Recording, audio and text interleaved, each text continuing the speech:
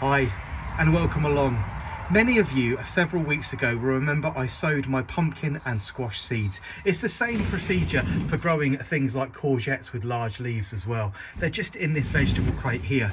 You may recall that in all of the pots I placed two seeds, one smack bang in the middle, and as you can see now creating really lovely large junior leaves and a pair of adult leaves now coming through the centre. However, many of these pots now contain two plants.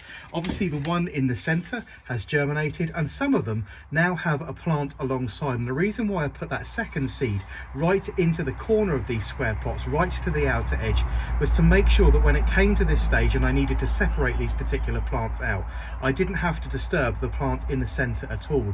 The process is now really simple. Just as they start to produce their first adult leaves, you need to separate these out, and I've got some empty pots where seeds haven't actually germinated where I can actually transplant these other seedlings into.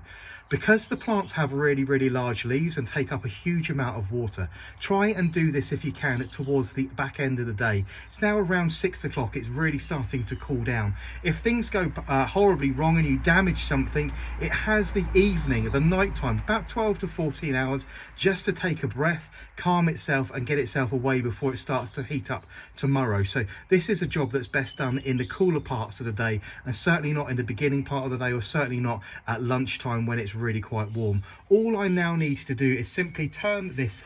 Look, I've got a little juvenile slug here as well. We're going to get rid of that one as well before he causes too much damage. I'm just going to place my fingers over the top of the pot, give it a little light squeeze and turn that out.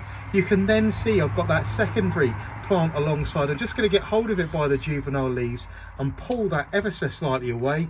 No disturbance whatsoever to the other plant. I'm just going to grab a small amount of compost,